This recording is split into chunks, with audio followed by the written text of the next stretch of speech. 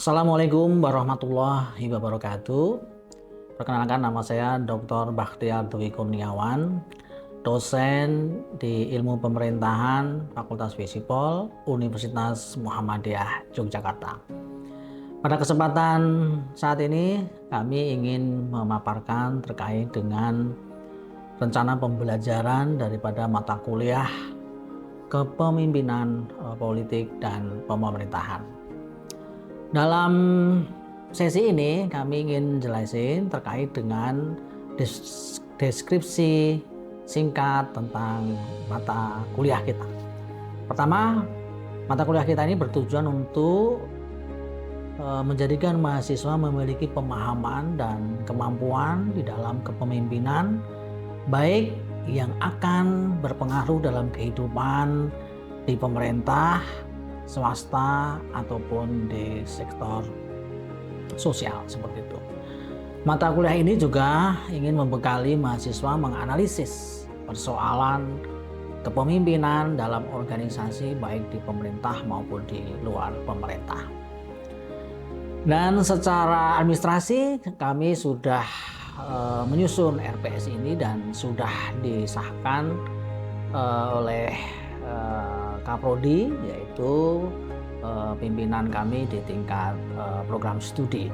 Dan dalam RPS ini kami menyusun berdasarkan beberapa indikator yang ada di dalam CPL, yaitu capaian pembelajaran lulusan, dan CPMK, capaian pembelajaran mata kuliah, seperti itu. Nah, ada 4 CPL yang ingin diberikan dan dikuasai oleh mahasiswa. Pertama, CPL yang pertama adalah menumbuhkan rasa cinta warga negara terhadap tanah air yang memiliki nasionalisme serta tanggung jawab pada bangsa dan negara. CPL yang kedua adalah memahami dan menguasai desain kepemimpinan dalam pemerintahan. Dan CPL 3 adalah mampu mengambil keputusan secara tepat dalam konteks penyelesaian masalah di bidang keahliannya berdasarkan hasil analisa dan informasi serta data yang dimiliki. Dan CPL yang keempat adalah mampu membangun dan mengaplikasikan tata kelola kepemimpinan pemerintahan yang adaptif dan berkelanjutan. Sedangkan CPMK dari mata kuliah ini adalah CPMK pertama, memahami konsep dan teori kepemimpinan dalam politik dan pemerintahan. Yang pertama. Yang kedua, menganalisis gaya kepemimpinan dalam sistem kepemimpinan politik dan pemerintahan. Ketiga, mengkaji faktor yang mempengaruhi efektivitas kepemimpinan dalam pemerintahan. Dan yang keempat adalah menerapkan teori kepemimpinan dalam lingkup masyarakat yang memperhatikan dimensi kepengikutan. Dan selanjutnya juga kami melakukan breakdown dalam sub CPMK untuk melihat kemampuan akhir tiap tahapan belajar. Dan sub CPMK pertama adalah mahasiswa mampu memahami konsep dasar kepemimpinan secara umum dan kepemimpinan politik serta pemerintahan secara khusus. Dalam sub CPMK yang kedua juga mahasiswa mampu mengidentifikasi berbagai gaya kepemimpinan dalam sistem politik dan pemerintahan. Dan yang ketiga adalah mahasiswa mampu menganalisis faktor yang mengaruhi efektivitas kepemimpinan dalam konteks pemerintahan. Dan yang keempat adalah mahasiswa mampu mengaplikasikan teori kepemimpinan dan kepengikutan dalam studi kasus pemerintahan yang relevan. Korelasi antara CPMK dan sub CPMK kami bagi dalam tabel seperti yang ada di dalam slide kami siapkan. CPMK 1 ada dalam sub CPMK 1, CPMK 2 juga ada dalam sub CPMK 2, dan sub CPMK 3 itu juga korelasinya dengan CPMK 3, dan CPMK 4 ada dalam sub CPMK 4 juga. Nah, Bahan kajian daripada materi pembelajaran kita adalah pertama terkait dengan konsep dan teori kepemimpinan, yang kedua adalah gaya dan tipe kepemimpinan, keempat adalah faktor yang mempengaruhi efektivitas kepemimpinan, dan yang keempat adalah kepemimpinan dalam sistem pemerintahan yang demokratis. Yang kelima, studi kasus kepemimpinan dalam politik dan pemerintahan, dan keenam adalah konsep dan teori kepengikutan atau followership. Adapun breakdown dalam setiap tatap muka ada di dalam slide. Minggu pertama, kedua, ketiga, dan keempat sudah kami desain sedemikian rupa berdasarkan turunan CPL dan CPMK yang kami susun seperti itu. Nah, setelah mahasiswa selesai mengikuti tahapan perkuliahan, maka di dalam perkuliahan nanti mengacu pada referensi bacaan yang kami siapkan yang sudah ada di dalam silabus dalam materi kuliah kepemimpinan politik pemerintahan ini. Untuk mengukur keberhasilan pemahaman mahasiswa, kami menilai mahasiswa dari beberapa item. Pertama adalah kehadiran, kedisiplinan untuk mengukur soft skill, ya, karakter. Yang kedua adalah tugas yang kami beri bobot 25%, kalau disiplinan tadi 10%, UTS 30%, dan UAS 35%. Dan dari penilaian tadi, grade daripada nilai yang akan kami berikan kepada anak-anak kami setelah menyelesaikan tugas dan ujian yang kami berikan adalah sebagai berikut, ya. Skor di atas 80 kami beri nilai A, di atas 75, ya, di bawah 80 kami beri skor AB, dan nilai B itu di bawah 85 dan seterusnya. Nah, oleh karena itu untuk informasi pada mahasiswa yang ambil mata kuliah ini selanjutnya bisa dilihat di dalam e-learning kita, yaitu My Class. Dalam mata kuliah saya nanti sudah terpampang terkait dengan bagaimana sistem pembelajaran kita yang kita lakukan secara online, secara offline, dan sinkronis antara sistem pembelajaran yang kami siapkan hybrid seperti ini. Dan tampilan daripada My Class seperti yang ada dalam tayangan, dan setiap pembelajaran, setiap waktu pertemuan ada di dalam sistem di dalam My Class.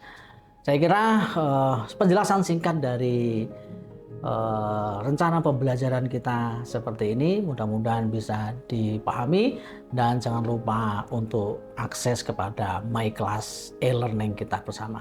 Terima kasih. Saya Dr. Bakhtiar Dwi Kurniawan. Assalamualaikum warahmatullahi wabarakatuh.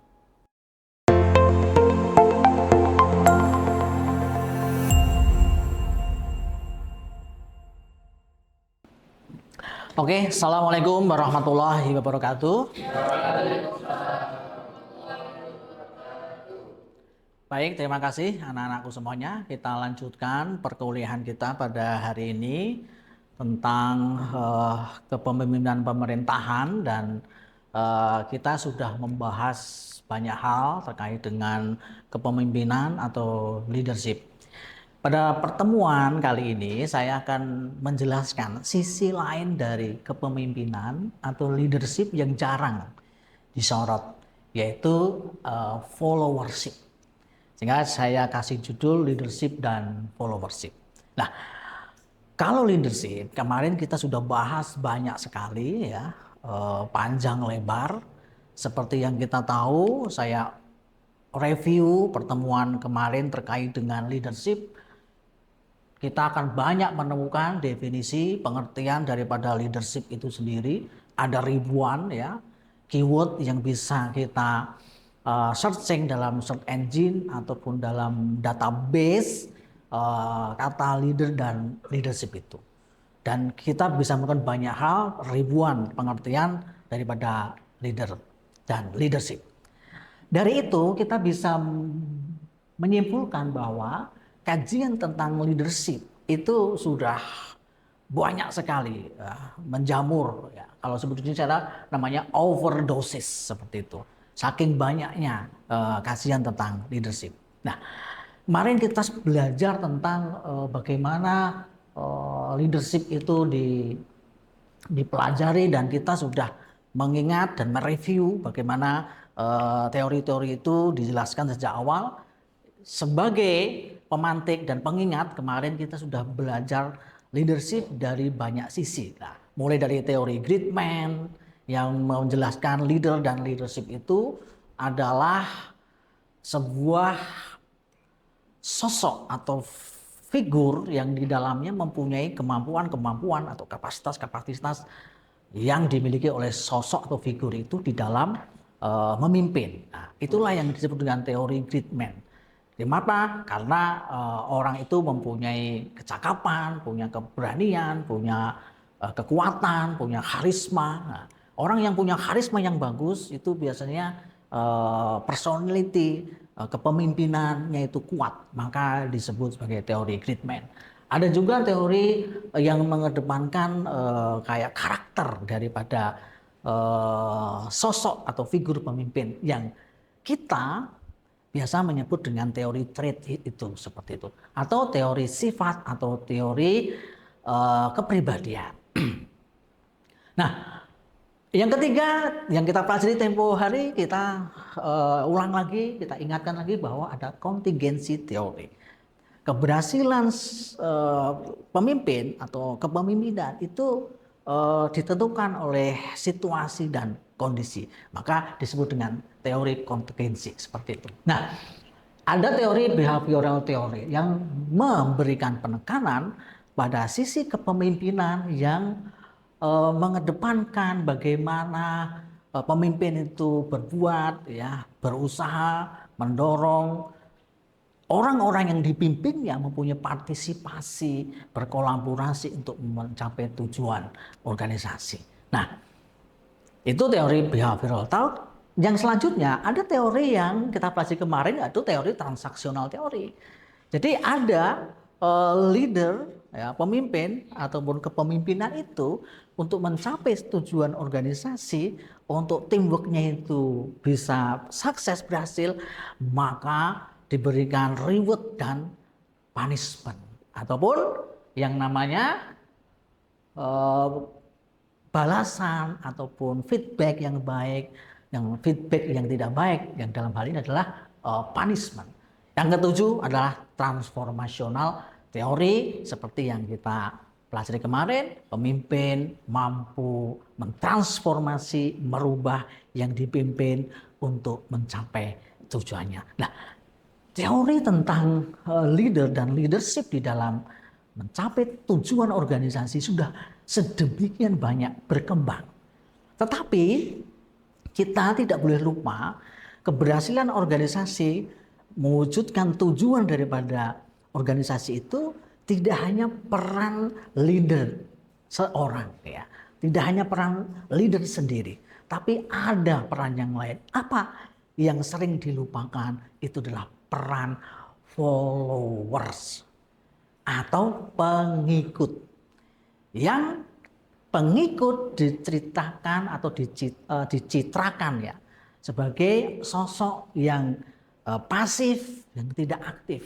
Pengikut hanya mengikut saja, tidak punya peran dan kontribusi. Nah, dalam mata kuliah kepemimpinan, khususnya di kepemimpinan pemerintahan di sektor publik, keberhasilan pemerintah negara kita itu tidak hanya ditentukan oleh pemimpin di dalam organisasi pemerintah, tetapi juga ditentukan oleh staf, pegawai, pengikut di dalam organisasi pemerintahan itu sendiri.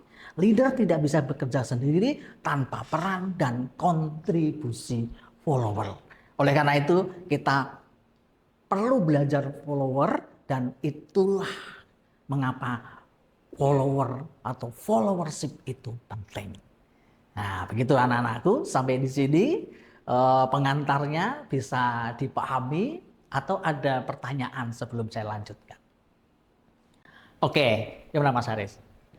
Izin bertanya Pak, Mm-mm. ya tadi saya tertarik dengan gambaran seorang atau sekawanan followership itu Mm-mm. yang sifatnya tuh digambarkan pasif kebanyakan, Mm-mm. tidak aktif dan hanya mengikuti apa yang leadernya sampaikan atau perintahkan. Iya, betul. Nah, yang saya ingin tanyakan tuh, apakah seorang follower ini atau followership dari secara sekumpul ini Mm-mm.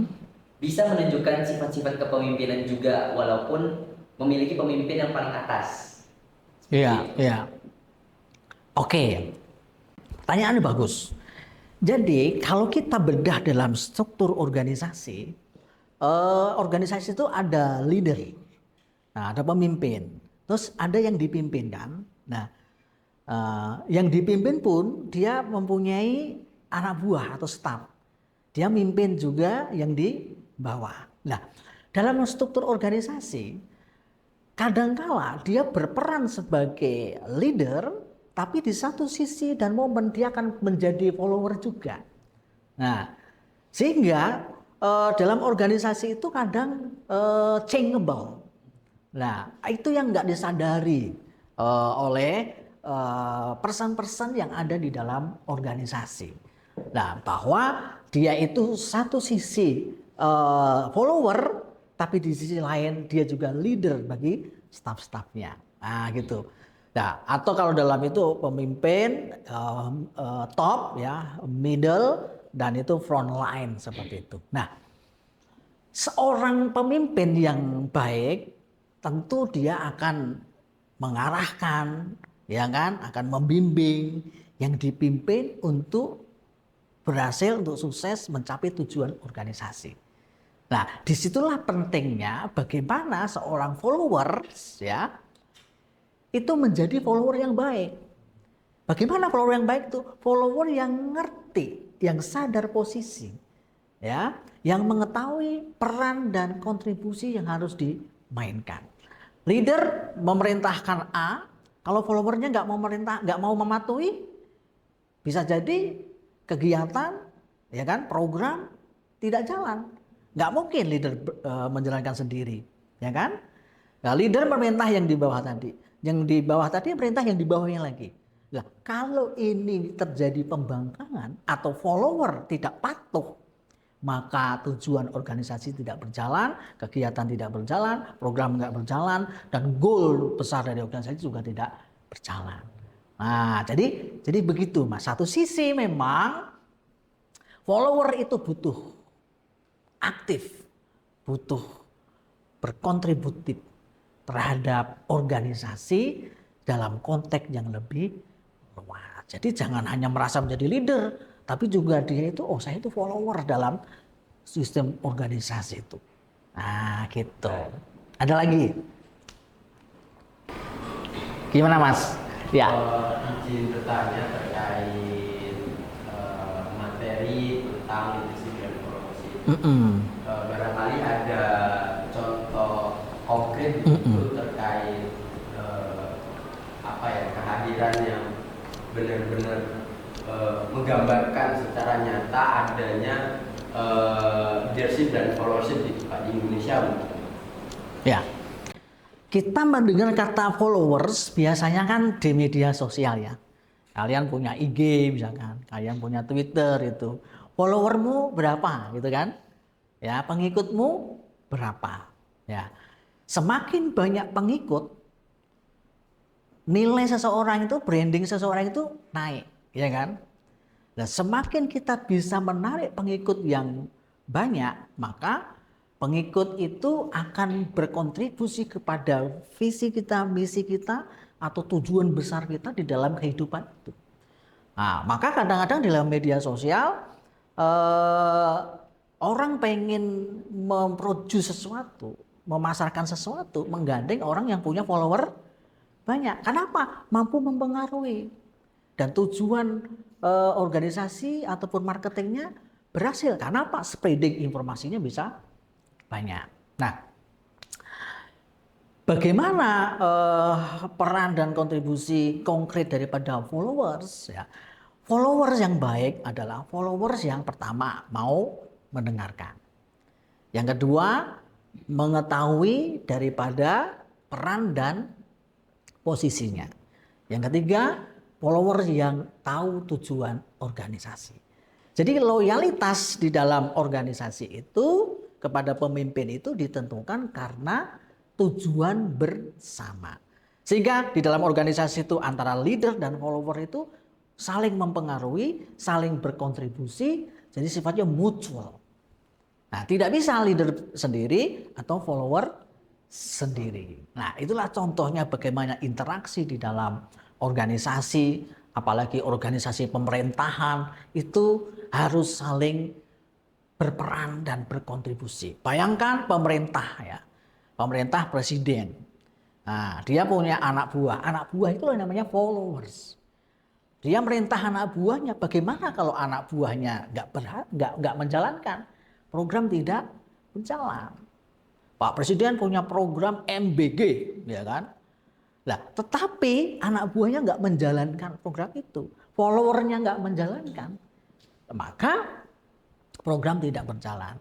Follower mau menjalankan, kalau follower itu, anak buah itu mengetahui tujuan baiknya daripada program yang ingin dijalankan. Nah, inilah pentingnya bagaimana mempraktekkan posisi di dalam organisasi antara leader dan follower seperti itu.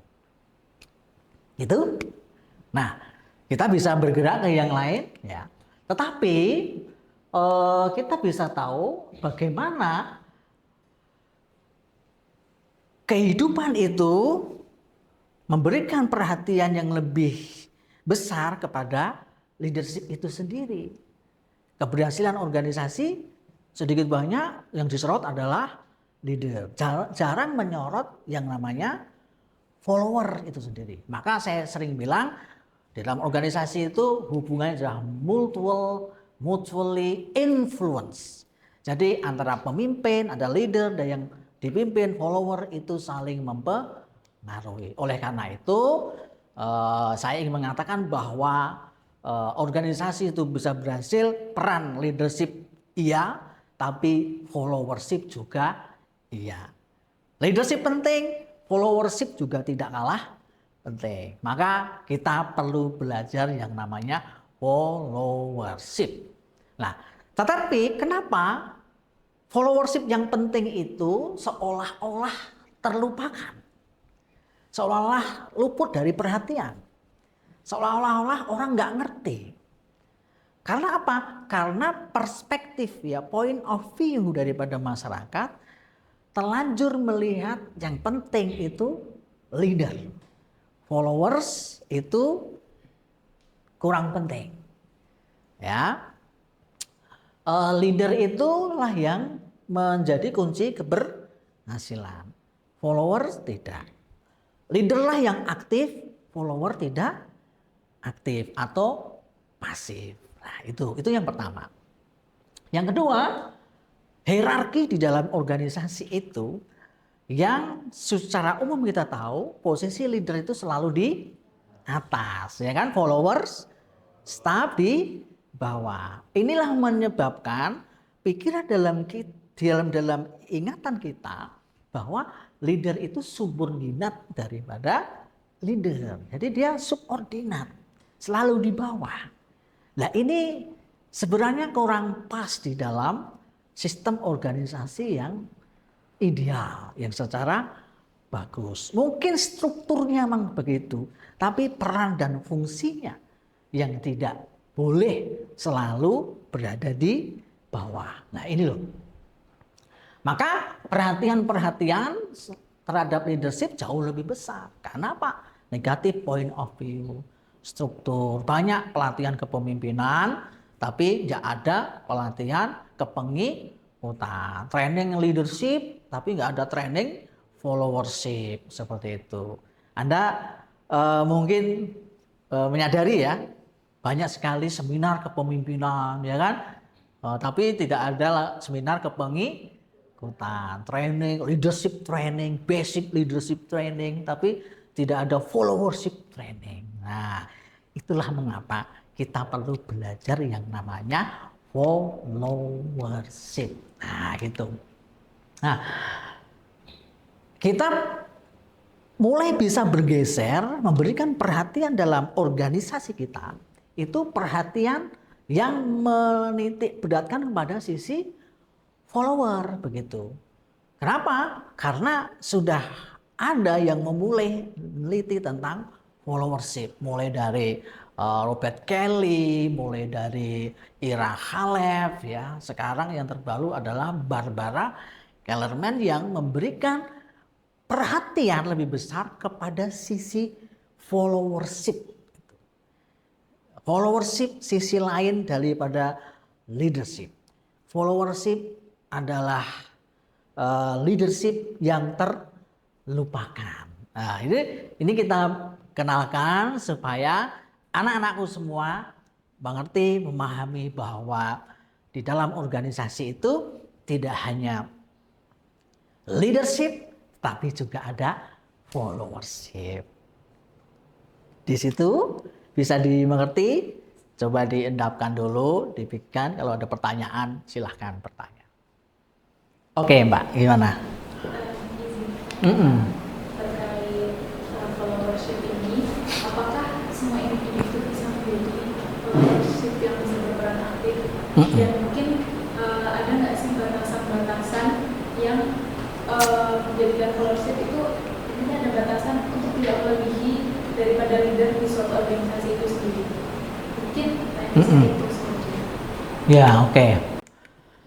Jadi menjadi follower yang baik, ya. Orang bisa menjadi leader yang baik, tapi belum tentu menjadi follower yang baik. Menjadi follower yang baik belum tentu juga bisa menjadi leader yang baik. Nah, di dalam kehidupan, pemahaman terhadap posisi, kapan dia menjadi leaders dan kapan menjadi followers, itu penting. Kalau enggak, misalkan orang yang bisa jadi pemimpin terus nggak megang jabatan, nggak megang menduduki posisi sebelumnya, dia bisa jadi berlagak seperti leader, ya kan? Sehingga dia orang kenal dengan istilah post power syndrome. Nah, kenapa? Habis memimpin terus dia nggak memimpin, tapi gayanya masih kayak pemimpin yang punya otoritas, yang merintah-merintah, ya, yang maunya dilayani, nggak mau melayani, gitu. Nah, follower yang baik itu follower yang pertama memahami tujuan organisasi dulu. Terus yang kedua tahu posisi, tahu perannya. Yang ketiga dia harus aktif. Aktif apa? Aktif memberikan second opinion. Memberikan masukan ketika ada direction dari leader, maka followers tidak hanya diam, melaksanakan, ngikut saja tanpa ada sikap kritis. Maka follower yang baik adalah follower yang kritis dan yang kedua aktif.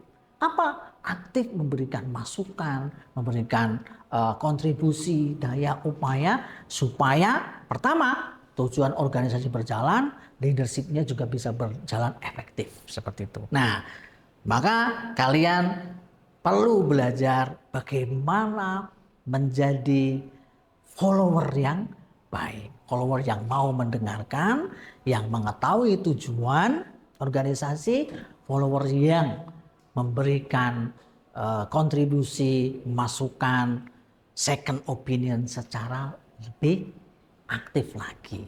Nah, disitulah nanti followership itu menjadi penting. Dalam konteks politik, ya, acap kali leader itu memperhatikan suara follower loh. Ya, followersnya bilang leader nggak bisa langsung, nggak bisa kan pemimpinnya saya gitu. Nah, coba lihat aja presiden sebelumnya Pak Jokowi, Pak Prabowo, ya, kalau followersnya, pengikutnya bilang dukung A, keras atau menolak begitu, sikap leadernya bisa berubah. Ya, sikap leadernya jadi berubah. Misalkan maunya A, followernya maunya B. Bersuara keras terus dan ini memberikan second opinion, mempengaruhi leader dan leader bisa change the policy, bisa merubah kebijakan. Nah, itulah namanya follower yang baik.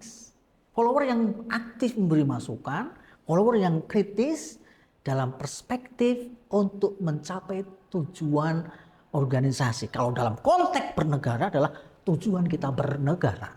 Apa tujuan kita bernegara itu?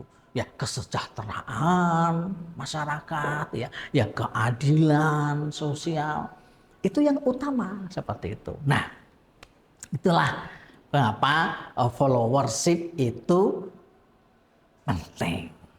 Nah, saya kenalkan teori followership di dalam organisasi kita ini, di dalam mata kuliah saya ini, supaya kalian, anak-anakku memahami bahwa dalam kehidupan ini tidak hanya leadership saja yang menjadi penentu, tetapi followership juga mempunyai kontribusi peran yang sangat besar di dalam kesuksesan kepemimpinan di dalam mencapai tujuan organisasi. Saya kira sebagai pengantar followership seperti itu mudah-mudahan bisa dipahami dan ke depan kita akan belajar followership secara lebih jelas. Untuk memperdalam, memperkaya pemahaman tentang followership, saya berikan materi dan beberapa penugasan ya di dalam pembelajaran daring kita, ada di sistem e-learning kita di My Class. Nanti materi pembelajaran dan kuis-kuisnya bisa dilihat di situ sebagai bahan memahami followership lebih jauh, lebih dalam lagi. Jangan lupa nanti dilihat di e-learningnya, di My Class, semua ada di situ dan mudah-mudahan ini memberikan perspektif yang baru terhadap leadership yang di dalamnya ada followership. Terima kasih, mudah-mudahan bisa dipahami. Cukup sekian kuliah pengantar followership dari saya. Kalau ada kekurangan kami mohon maaf dan kita diskusikan kalau masih ada pertanyaan di pertemuan selanjutnya. Assalamualaikum warahmatullahi wabarakatuh. Waalaikumsalam.